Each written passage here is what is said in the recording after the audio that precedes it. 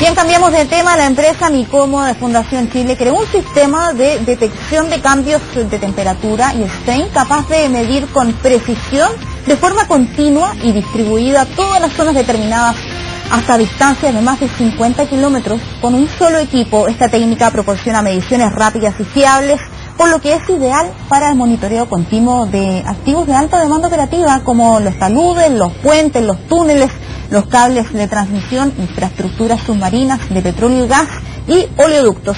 Bien, para conocer más detalles de esta técnica, estamos junto a Luis Felipe Mujica, gerente de tecnología Nicomo, finalista también de Aboni Minería y Metalurgia. ¿Cómo está? Muy buenas tardes, muchas gracias por venir. Gracias a ustedes. Bueno, dábamos la introducción de este trabajo que han impulsado ustedes, pero quisieron que nos ejemplificara un poco de qué se trata esto. Se habla que se puede ocupar en túneles, en distintas otras estructuras, pero el detalle, como para saber específicamente dónde se ha podido utilizar. Ya. Mira, este desarrollo tiene alguna antigüedad, de aquellos tiempos en que los físicos estudiaron la interacción de la luz con el medio que la transporta. Si asimilamos una fibra óptica, que es un camino preferencial para la luz, a una carretera, esta carretera, lo homogéneo que está, lo parejita que está, si hay o no desniveles ante un puente, a la entrada de un túnel, nos va a hacer sentir el ruido de un auto que pasa por ella. Escucha ese ruido, y si el auto va parejito, tú vas a escuchar un zumbido muy parejito. Si el auto llega a un desnivel o pasa por un defecto de la carretera, el auto va a disminuir su velocidad y tú vas a poder detectar mediante el sonido que algo está pasando. Es exactamente lo mismo que el auto, pero en la luz, al caminar por la fibra óptica, va generando ecos. Y esos ecos son leídos por un instrumento que está en una punta de la fibra óptica y va emitiendo estos pulsos de tránsito, por decirlo. La luz, al pasar por un pedacito de fibra que esté deformada porque se estiró, se encogió o está sometido a un cambio de temperatura, va a responder con un eco distinto. Al leer nosotros ese eco, nosotros podemos saber dónde y cuánto se ha deformado esta fibra que adosamos, pegamos a una infraestructura dada, por ejemplo, túneles, puentes, taludes, etcétera, etcétera, etcétera. O sea, es una técnica muy precisa, nos puede medir de decenas de micrones, decenas de micrones, hasta centímetros. Por lo tanto, nosotros podemos estudiar el estado de una infraestructura simultáneamente de 50 kilómetros de largo o 50 kilómetros de fibra de la estructura, toda una mina, forrar la mina con una fibra óptica y vamos a poder estudiar cómo se está comportando en el tiempo en cuanto a su estructura física. Y eso nos permite hacer diagnósticos y alarmas de se va a caer, no se va a caer, va a colapsar, no va a colapsar, está muy caliente, va a ir a apagarlo, etcétera, etcétera, etcétera. Es un sistema de medición que está entrando muy fuerte y entró en la industria del petróleo, en la industria de obras civiles y ahora la estamos tratando de poner en la minería. Y para hacer una comparación, ¿cómo se hace en la actualidad este tipo de mediciones?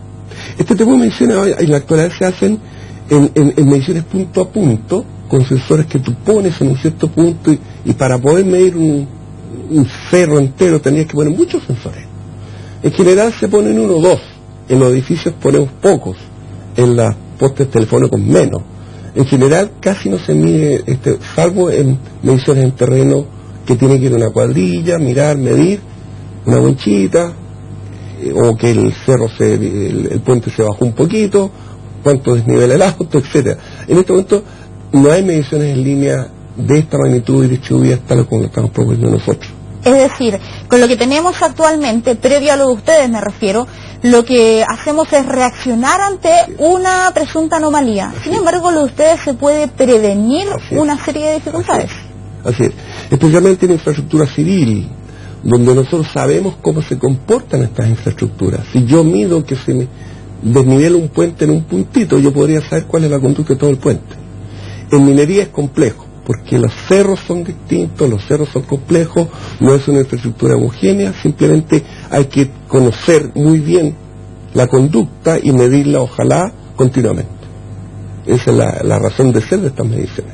Usted nos habla bastante de la minería, bueno, por supuesto el proyecto está orientado a eso, pero aparte de la minería, ¿cuáles son las otras áreas que se ven beneficiadas con esto? Bueno, el ejemplo de los puentes, pero me imagino que también esto se puede ampliar a una serie de trabajos. Losas de aeropuertos, mineroductos, cañerías de grandes extensiones, para que no se te rompan en la mitad y tú no sepas que hay algo roto, conductos de relave, tiene múltiples aplicaciones en ingeniería civil, lo que se llama en ingeniería piping, que son cañerías, infraestructura de edificios, etcétera, etcétera, etcétera. O sea, nos podríamos estar ahorrando una serie de dinero, me imagino, también en producción, porque muchas veces se tiene que arreglar una dimensión muy grande, siendo que a veces la falla es pequeña. No sé si nos puede hablar un poco del tema del costo que tiene esto y también el beneficio.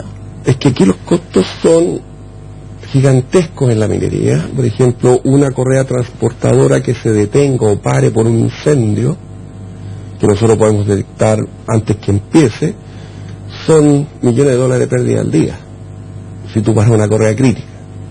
Hacer el balance entre una pérdida de esa magnitud y la inversión que se hace en este tipo de instrumentación es simplemente ridículo. 1 a 50, 1 a 1000 es tu gasto versus tu inversión en medir. Al mismo tiempo, lo que cuesta más es cambiar las prácticas. En este momento las correas transportadoras, las grandes infraestructuras críticas, se monitorean visualmente con cuadrillas de personas que van y vienen. Escuchan, miran, miden puntualmente, y esa cuadrilla cuesta plata, cuesta mucha plata. Si tú los tienes que hacer en 3 turnos, mantener la gente a 3.000 metros de altura, en campamento, etcétera, etcétera. Eso es caro. Esto es mucho más barato. Entonces, ese análisis aún los tenemos que aprender, hacer, valorizar. ¿Cómo lo han hecho para ingresar en el mercado, que la gente finalmente se convenza de, como le decía yo, de prevenir? Con esto se pueden prevenir muchas cosas, pero que se convence de aquello, de invertir en prevención más que en reparación? Bueno, tenemos casos de éxito con distintos pilotos que hemos ejecutado en la minería. Ahora la minería es un proceso continuo que va colapsando y va avanzando, por lo tanto lo que tú ves en un sitio, los 2 meses siguientes ya está destruido. Así es la minería. Claro. En el túnel de Chancadorca 1 de Chuquicamata nosotros hicimos una medición durante un año y logramos determinar en qué puntos de ese túnel podían realizarse fallas, y ellos reforzaron el túnel en la medida que nosotros íbamos prediciendo que iba a haber una grieta. Y eso les habilitó la vida útil de ese túnel por mucho tiempo más. Otro ejemplo, en el sector Esmeralda, de una mina subterránea de Codelco Teniente, había un sector colapsado, por lo tanto era muy difícil que el ser humano pudiera ingresar ahí, a explotar ese sector que era rico en ley. Mediante el monitoreo de 3 o 4 pilares, que son estos sustentadores del paso para las personas y los equipos, en línea nosotros pudimos habilitar la entrada de esa explotación. Por lo tanto, esos beneficios están demostrados. Lo mismo de demostrar la industria del petróleo y del gas, el shale gas en Estados Unidos. Con estas técnicas tú puedes medir dónde se hizo la grieta, cuánto gas está saliendo por el volumen de la grieta, etcétera, etcétera, etcétera. O sea, los beneficios son múltiples. Tenemos que aprender a cambiar nuestras prácticas. Bueno, a propósito, eso es lo difícil. Eso es lo difícil. Bueno, es como un cambio cultural en distintas áreas. Pero usted me nombraba justo un ejemplo de Estados Unidos, y por eso que quería preguntarle si han podido exportar esta iniciativa. Mira, hemos tenido consultas de Suecia, de Perú, de otras mineras que nos preguntan la validez de estos métodos, pero las aplicaciones las hemos hecho en Chile. Chile está a la vanguardia de estas mediciones y las hacen cuando tienen que hacerlas. Por ejemplo, en el túnel de una central hidroeléctrica que colapsó, la empresa de seguros les pidió que monitorearan. De otra manera no iban a financiar la reconstrucción del túnel. Todo el Tengirica. Ya. Un túnel de 18 kilómetros que conduce agua hacia una central. El túnel colapsó y no salió más agua. Lo tuvieron que reconstruir. Pero les pidieron que monitorearan. Y la única monitorear en línea es mediante fibra óptica bajo agua. Y esas mediciones las estamos haciendo permanentemente, y el túnel está ahí tranquilito y siendo medido. Y eso satisface a la empresa de seguro, por lo tanto la energía está más o menos asegurada. Y esas son las aplicaciones que hemos hecho. Nos ha explicado de qué se trata esto, lo ha ejemplificado, cuáles son finalmente los lugares donde se puede implementar y todo, pero hay algo que tiene que ver más bien con ustedes. ¿Cómo iniciaron este trabajo? La pregunta es cómo se les ocurrió que se podía hacer esto y que era necesario y que les iba a ir bien. ¿Cómo nace de una alianza que es más bien una intuición entre esta gigante que es de la minera y que es Codelco, y otra gigante que es NTT, Nippon Telephone and Telegraph? Ellos tienen unos laboratorios de investigación muy grandes, es uno de los más grandes del mundo, y ellos manejaban esta tecnología como una tecnología común en Japón. Nosotros visitamos el laboratorio y nos trajimos esta tecnología y la adaptamos a la minería. Todo lo que es trabajo hacia minería lo hemos hecho nosotros, y eso conduce a un cambio de prácticas de los mineros, de los mantenedores, de los ingenieros de puentes, etcétera, etcétera. Eso cuesta. Y por lo tanto, esta innovación es una innovación, yo diría más bien estructural, de largo plazo, de cambio de conducta, que se demoran en nacer. ¿Cuánto se demoraron ustedes? Estamos 10 años. 10 años. 10 años con esta tecnología. Y creo que somos una de las pocas empresas del mundo que realmente las maneja bien. Sabemos lo que pasa, cómo medir, qué hacer, dónde comprar, cómo implementarlas, estas cosas. ¿Y cuál es el desafío que tienen de ahora en adelante? Masificar y que estas empresas de innovación tecnológica no mueran en el famoso Valle de la Muerte, que esta duda, lo pongo o no lo pongo en mis planos, lo pongo con un método normal de medición de estructura en mi minera o no, y ese paso aún no lo damos. Por lo tanto, todavía estamos saliendo, medio reflotando en el famoso Valle de la Muerte. Siempre estamos entre el 4. Y como Chile no tiene una política de empresas ni de Estado a largo plazo en estos temas, generalmente nacemos y morimos con los ciclos de precio del cobre o con los ciclos políticos. Y ahí cuando se cruzan los dos estamos en la peor de los mundos. Pero esto estamos empezando a ver de nuevo. A pesar de haber estado en el reino de los cielos, en Codelco y en NTT, ahora somos una empresa chica que tiene que vivir en el mundo de sus ventas. Y esas ventas son complicadas. Es que a eso yo quería apuntar porque el sector minero está en una situación compleja, básicamente por los altos costos de la energía. Sí. Incluso han tenido que reducir personal, cerrar algunas faenas. Entonces, muchas veces también se trata de ahorrar en gastos que ellos creen que no son necesarios.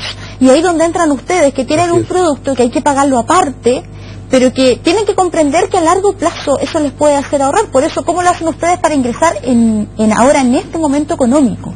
Es difícil. Y por eso el desafío también. Ese es el desafío, es muy complicado. Generalmente nos tenemos que bajar los precios y más o menos el costo para hacer la demostración. Una vez que tú demuestres algo, es bastante más fácil que otro minero te compre. Sí, esto resultó en Chuquicamata, sí, lo están haciendo bien, o no, realmente no hay buena opinión. Estamos luchando permanentemente con eso.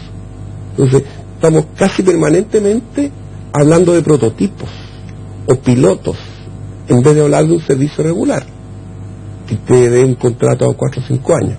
Generalmente estamos al año, a los meses. Y eso es difícil, es complicado. Porque además, el costo de implementar un contrato en una empresa minera es altísimo.